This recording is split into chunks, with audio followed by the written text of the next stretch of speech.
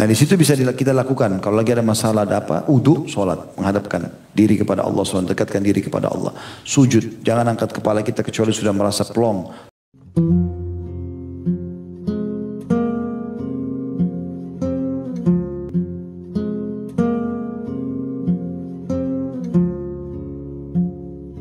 Assalamualaikum warahmatullahi wabarakatuh. Alhamdulillah. Wassalatu wassalamu ala rasulillah. Segala puji dan puja kehadirat Allah subhanahu wa ta'ala, juga salawat dan taslim kepada Nabi besar Muhammad sallallahu alaihi wasallam. Sabar teman-teman sekalian, seperti statement yang menarik disampaikan oleh Umar radhiyallahu anhu, sabar itu ibarat kepala dari badan. Bagaimana bisa badan berjalan tanpa kepala? Dalam arti kata, memang senjata seorang muslim selain melawan kebatilan, selain berargumentasi yang kuat, selain juga segala macam termasuk harta yang halal yang dikorbankan untuk mempertahankan kebenaran, juga senjatanya adalah sabar. Dan sabar ini hanya bisa dimiliki oleh orang yang berilmu. Karena kalau dia sudah punya ilmunya baru dia bisa bersabar. Kalau tidak tentu tidak akan pernah bersabar. Karena orang-orang yang berilmu pasti tahu. Dan itu sebabnya juga kenapa kita pelajari pada kesempatan ini insyaAllah. Semoga kita termasuk orang-orang yang sudah punya ilmu, terutama dalam masalah bab sabar ini. Bagaimana dia adalah bagian daripada karakter dan perangai, dan harus dijadikan sebagai karakter dan perangai oleh setiap muslim. Allah subhanahu wa ta'ala menyebutkan dalam banyak dalil berhubungan dengan masalah agar menjadikan sabar sebagai senjata. Dan definisi sabar kata ulama adalah menerima takdir Allah dan ikhtiar mencari jalan keluar. Itu adalah sabar. Apapun sifatnya, baik masalah itu kecil ataupun besar, ya semuanya diikuti dengan sabar, yaitu menerima dulu itu sebagai keputusan dari Allah. Baik itu adalah sebuah nikmat ataupun sebuah cobaan yang kita anggap sesuatu yang kita tidak senangi. Karena enggak mungkin terjadi kecuali dengan takdir Allah subhanahu wa ta'ala. Dan kata Hudzaifah radhiyallahu anhu, Allah tidak pernah menetapkan sebuah hukum kecuali Allah ingin hukum itu diterima.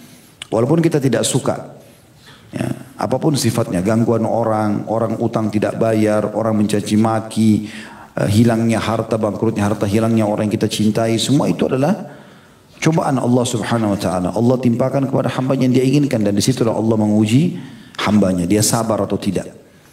Kita akan dengarkan insyaAllah beberapa dalil atau banyak dalil, juga contoh-contoh tentang masalah sabar ini. Yang pertama diangkat oleh penulis ini adalah firman Allah yang maha suci dan maha pemurah dalam surah Al-Imran ayat 146. A'udzu billahi minasyaitonir rajim, wa ka'ayyin min nabiyyin qatala ma'ahu ribbiyuna katsir. Qatala ma'ahu ribbiyuna katsirun fama wahanu lima asabahum fi sabilillah wa ma dha'ufu wa mastakanu wallahu yuhibbus sabirin. Dan betapa banyak nabi yang bersama mereka berperang sejumlah besar dari pengikutnya yang bertakwa. Mereka tidak menjadi lemah karena bencana yang menimpa mereka di jalan Allah, dan tidak lesu dan tidak pula menyerah kepada musuh, dan Allah menyukai orang-orang yang sabar. Jadi kita ambil potongan akhir ayat ini, wallahu yuhibbus sabirin. Allah sangat mencintai orang-orang yang sabar. Berarti Allah menciptakan cobaan agar hambanya sabar, menerima itu sebagai keputusan dari Allah, kemudian dia ikhtiar cari jalan keluar. Tentu tidak akan ada makna dan garam kehidupan kita, maksudnya kayak makanan itu ada garamnya. Tidak akan ada kenikmatannya kalau tidak ada cobaannya. Kalau semua mulus-mulus saja tidak enak. Misal teman-teman sekolah dari SD sampai kuliah nggak pernah ada ujian, nggak cocok juga. Karena kita tidak pernah tahu kualitas kita seperti apa. Cobaan yang datang itu akan menunjukkan kualitas kita. Disitulah juga kita akan mengupgrade, meningkatkan kualitas skill kita, ya, potensi yang ada dalam diri kita. Cobaan itu akan memaksa itu. Dengan kita sakit, kita coba ikhtiar untuk berobat, kita coba untuk ikhtiar bisa merasakan juga kurangnya tidur. Mungkin dengan puasa kita bisa sabar dengan kurangnya makan dan minum. Mungkin segala macam. Itu adalah ilmu, pengetahuan yang seharusnya kita anggap sebagai sesuatu yang positif. Jadi keliru kalau orang yang menganggap cobaan itu adalah sesuatu yang berat bagi dia, atau dia membesar-besarkannya. Ada orang kadang-kadang kalau ngobrol sama kita masalahnya kecil, hanya mungkin karena sakit sedikit. Saya pernah ketemu dengan seorang yang sudah tua.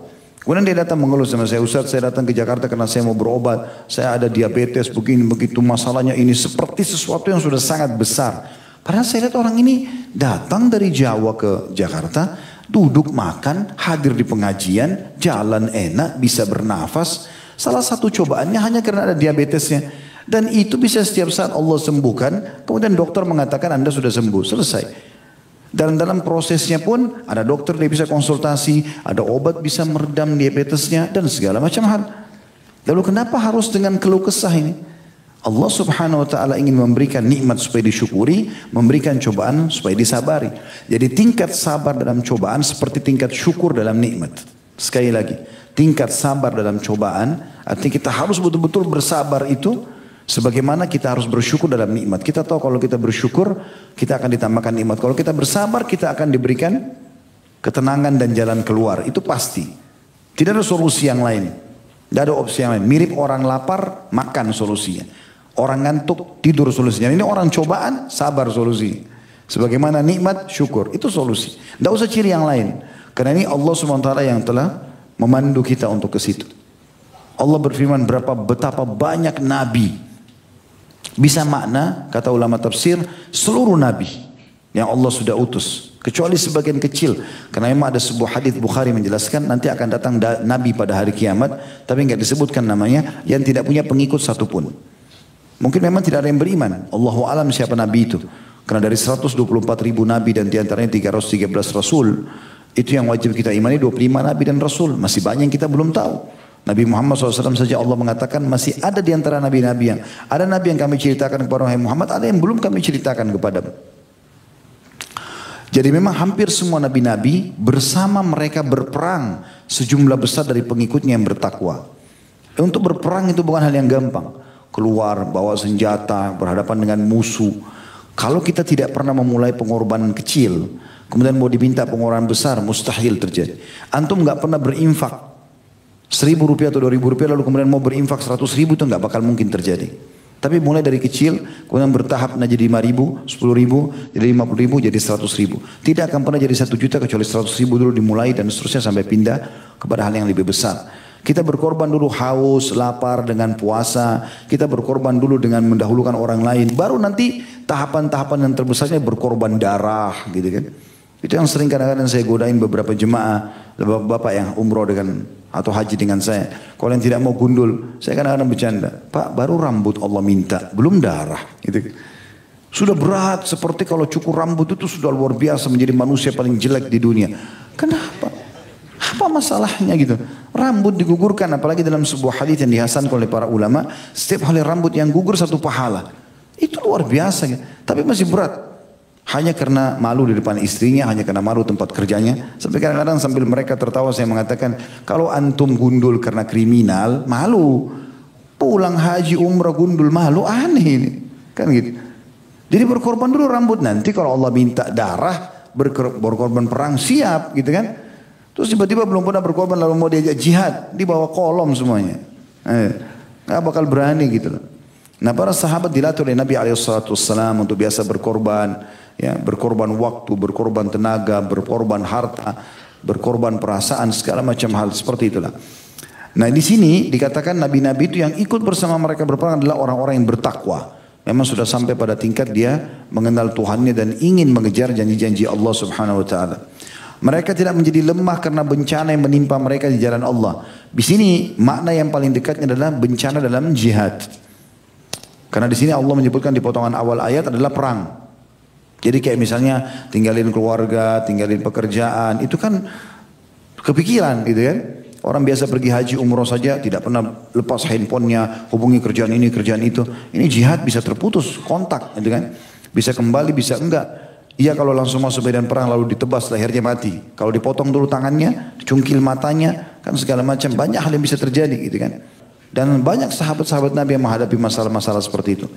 Tapi karena mereka, nanti di closing hadisnya, penutupan ayatnya dijelaskan mereka sabar, maka mereka tidak lemah. Mereka tidak menjadi lemah karena bencana yang menimpa mereka di jalan Allah. Yang puncaknya adalah jihad, setelahnya adalah semua bencana di jalan Allah. Bencana dalam menuntut ilmu, ya, mungkin godaan orang, dihina segala macam, ditolak ilmunya, apalah, mungkin dalam perdagangan gagal usahanya, mungkin dalam rumah tangga dia harus nasihatin pasangannya, mungkin anak-anaknya dia bersabar dalam memperbaiki mereka. Ini semua adalah bencana di jalan Allah Subhanahu wa taala yang kita disuruh bisa melaluinya. Tantangan hidup itu untuk dihadapi, bukan dihindari. Percuma. Kalau untuk menghindari percuma. Akan ada tantangan yang lain Allah berikan. Tapi kalau yang benar adalah kalau ada tantangan depan mata, hadapi.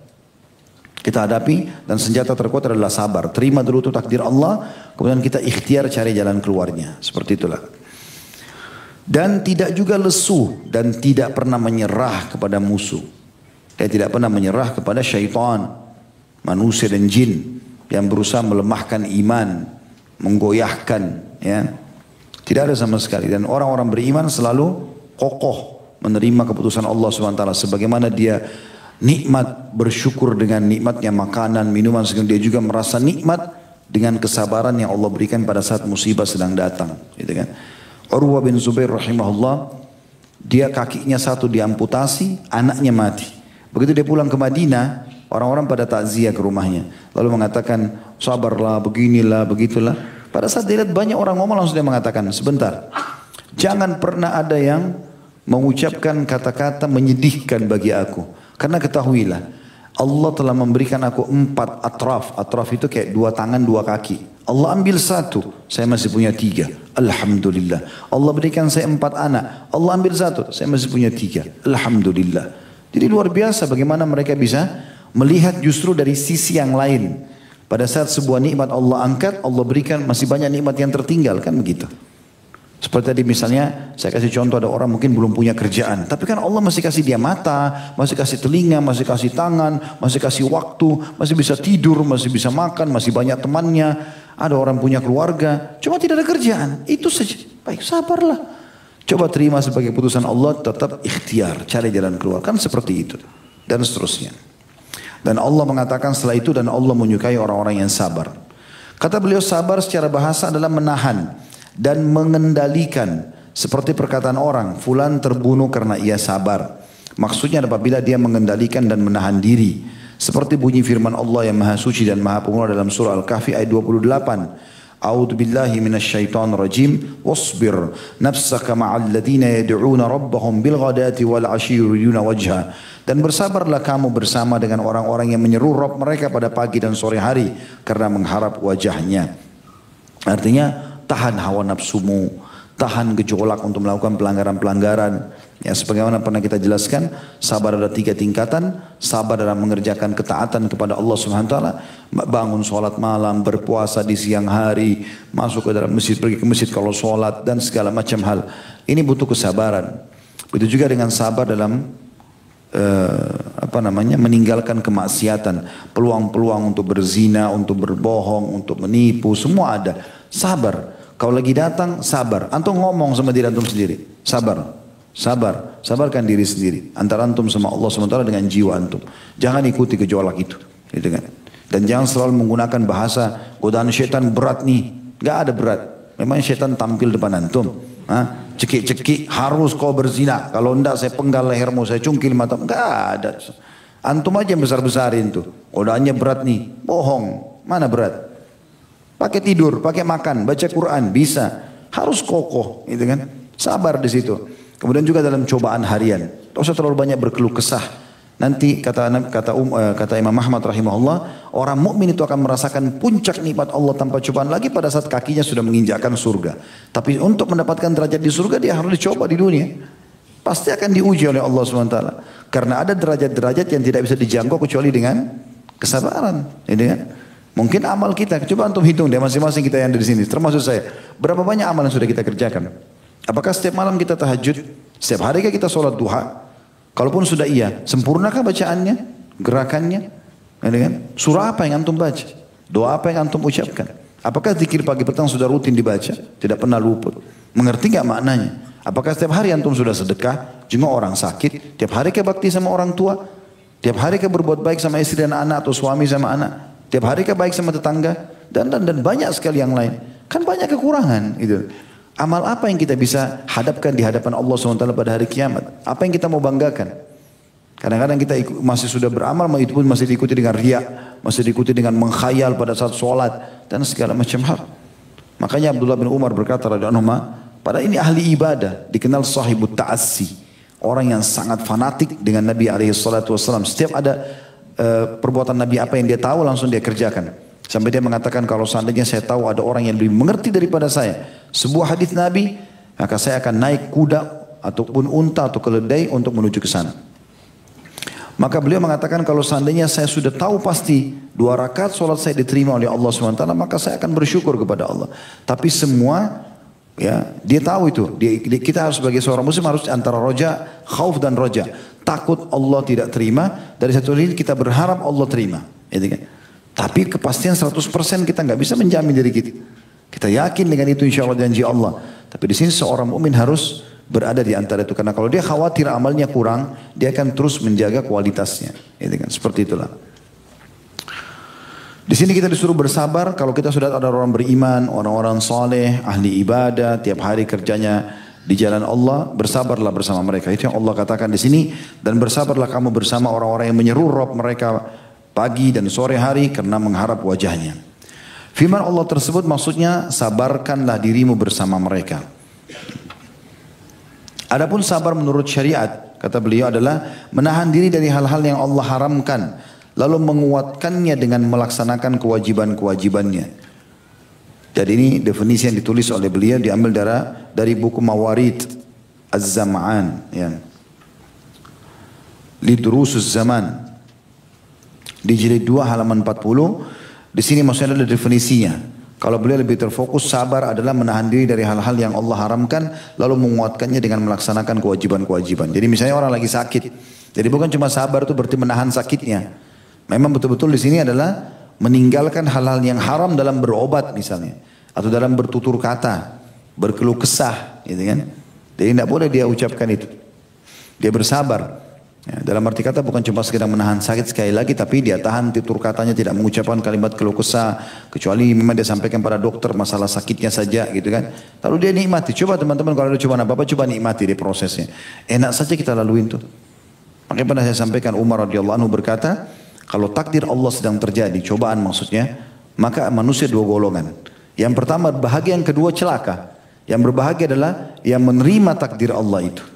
Maka dia akan mendapatkan pahala, ya, mudah melaluinya dan mendapatkan solusinya. Pasti terjadi 3 hal itu. Cobaan apapun datang, kalau kita terima, maka kita akan dapat pahala, karena itu cobaan dari Sang Pencipta Allah. Seperti peraturan perusahaan diterapkan. Semua pegawai yang terima, maka dihormati oleh perusahaan. Gitu kan? Seperti itulah. Dia mudah melaluinya, walaupun dia sakit segala macam, dia tahu ini cobaan akan ada pahalanya, dan kemudian dia dapat solusinya. Yang kedua celaka. Datang cobaan, berkeluh kesah, maka dia dapat dosa, dia sulit melaluinya, dan juga tidak dapatkan jalan keluarnya.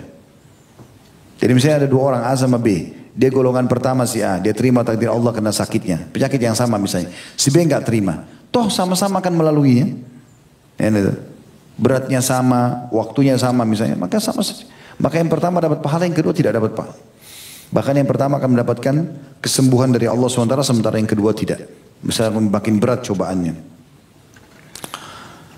Kemudian kata beliau, kalimat sabar banyak tertera di dalam Al-Quran yang mulia, lebih dari 90 tempat. Dan ia merupakan sifat Allah yang maha suci dan maha pemurah. Dari Abu Musa al-Ash'ari radhiyallahu anhu dari Nabi SAW beliau bersabda, "Laisa ahadun aw laisa syai'un asbara ala adza sami'ahu min Allahi innahum la yad'una lahu waladan wa innahu la yu'afihim wa yarzuquhum." Tidak ada seorang pun atau tidak ada sesuatu pun yang lebih bersabar terhadap celaan yang ia dengar daripada Allah, karena mereka mengklaim bahwa Allah mempunyai putra. Namun Allah sungguh senantiasa tetap memberikan kesehatan dan rezeki kepada mereka. Hadis ini riwayat Bukhari, jilid 10 halaman 511, nomor hadisnya 6099, Muslim jilid 4 halaman 2160, nomor 2804. Jadi artinya ini sifat Allah Subhanahu wa taala. Orang-orang Nasrani mengatakan Allah punya anak, padahal Allah mengatakan lam yalid wa lam yulad. Mereka tidak punya ya ilmu tentang masalah itu, tapi mereka terus yang mengekspos Allah punya anak, Allah punya anak. Ya. Maka kata Nabi SAW, tidak ada yang lebih sabar daripada Allah. Mereka sudah mengklaim Allah punya anak, padahal Allah sudah jelas tidak punya anak, tapi Allah masih memaafkan mereka, Allah memberikan mereka rezeki, gitu kan. Allah berharap hamba-hambanya bertaubat kepadanya. Juga dalam firman Allah SWT dalam surah Al-An'am ayat 34 Allah berfirman, A'udzu billahi minasyaitonir rajim. Wa laqad kudzibat rusulun min qablika fasabaru 'ala ma kudzibu wa udzu hatta atahum nasruna. Wa la mubaddila li kalimatillah wa laqad ja'aka min naba'il mursalin. Dan sungguhnya telah didustakan pula rasul-rasul sebelum kamu, hai Muhammad. Artinya kalau kau didustakan oleh masyarakat Mekah, penduduk sekitarmu, pamanmu sendiri, Abu Lahab dan seterusnya, maka telah didustakan juga rasul-rasul sebelum kamu, akan tetapi mereka sabar terhadap pendustaan dan penganiayaan yang dilakukan terhadap mereka. Sampai datang pertolongan kami kepada mereka. Tidak ada seorang pun yang dapat merubah kalimat-kalimat atau janji-janji Allah, dan sungguhnya telah datang kepadamu sebagian dari berita rasul-rasul itu. Artinya kau pun harus bersabar, hai Muhammad sallallahu alaihi wasallam. Walaupun Nabi SAW sangat bersabar, tapi Tuhannya Allah SWT memerintahkan dan menekankan agar melalui kehidupan ini dengan kesabaran. Toh ujungnya kemenangan bagi orang beriman. Jadi jangan pernah berpikir teman-teman sekalian kalau antum bersabar, ya ternyata antum tidak mendapatkan apa-apa gitu. Ya. Oh berarti saya kalau dicaci maki orangnya saya bersabar, berarti saya dianggap hina. Enggak, sama sekali enggak. Justru antum yang dewasa, antum pemenangnya.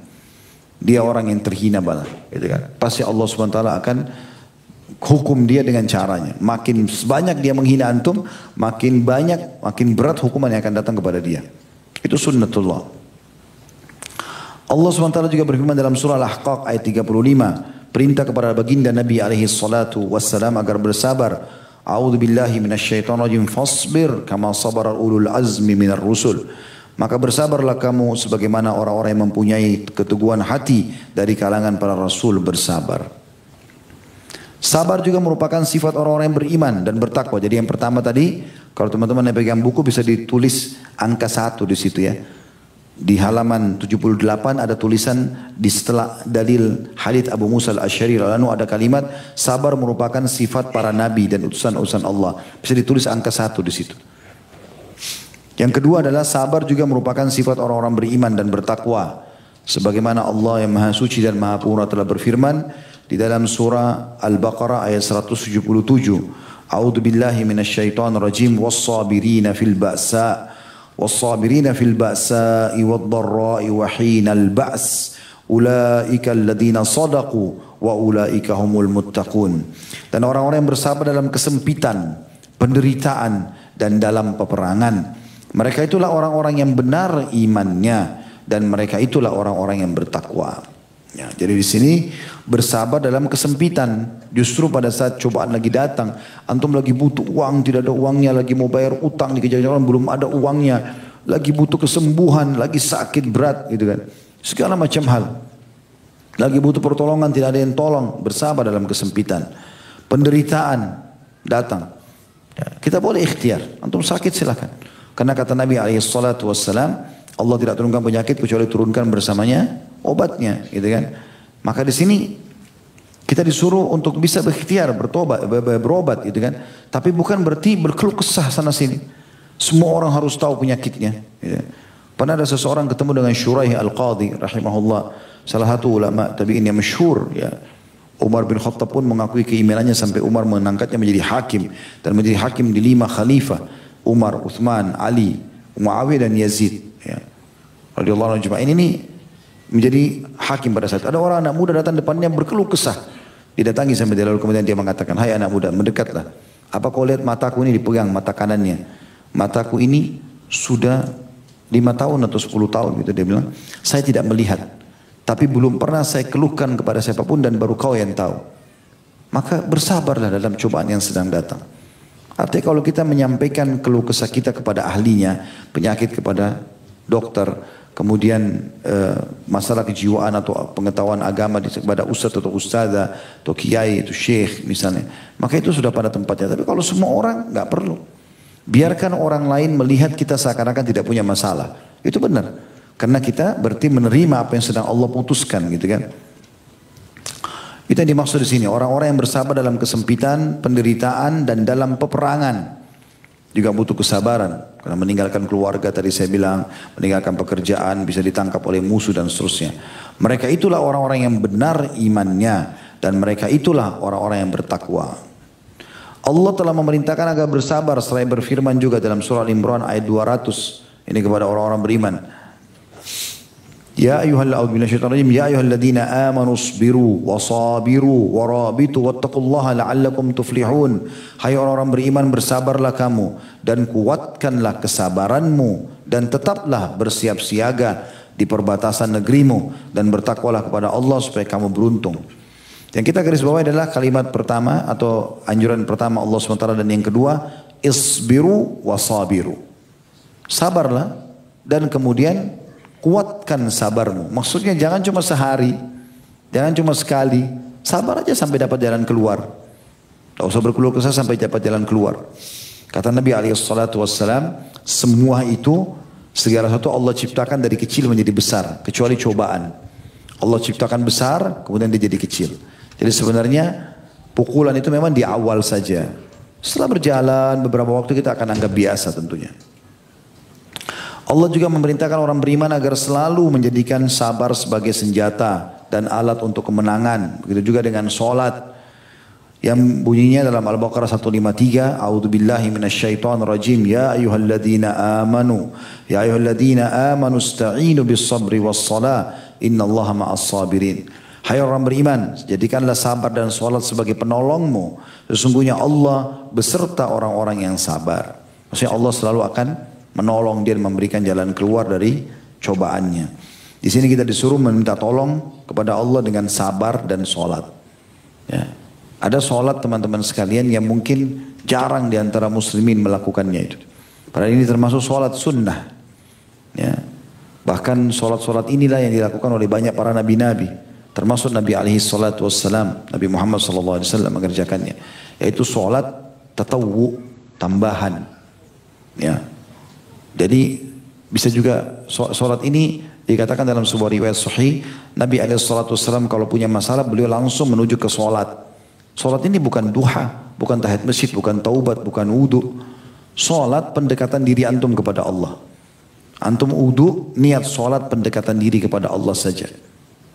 Dia tidak ada niat khususnya untuk sholat duha kata tadi, sholat ini tidak ada penganjuran itu, tapi dia sholat pendekatan diri kepada Allah. Misal antara azan, antara maghrib dan isya, antum lagi dulu di masjid tidak ada kegiatan. Lalu antum mau dekatkan diri kepada Allah SWT, antum boleh sholat mutlak, sholat saja. Nah di situ bisa kita lakukan. Kalau lagi ada masalah, ada apa, wudu, sholat, menghadapkan diri kepada Allah SWT, dekatkan diri kepada Allah. Sujud, jangan angkat kepala kita kecuali sudah merasa plong. Sampaikan semua kepada Allah SWT. Karena Allah tempat kita curhat, bukan manusia. Nah, hindari curhat sama manusia teman-teman, karena tidak ada gunanya. Dia manusia seperti kita. Antum hadapi masalah 10 tahun dalam rumah tangga, terus mau cerita sama orang dalam setengah jam, berharap dia berikan jalan keluar. Bagaimana caranya? Nggak mungkin, gitu kan? Sulit sekali. Dia merangkumkan berarti 10 tahun dalam setengah jam, dalam 1 jam, dalam 3 hari, nggak mungkin, gitu kan? Itu nggak mungkin. Maka keluh kesahkan kepada Allah SWT, dan Allah akan mengutus nanti ya orang-orang atau makhluk yang bisa memberikan jalan keluar kepada kita itu dengan izinnya.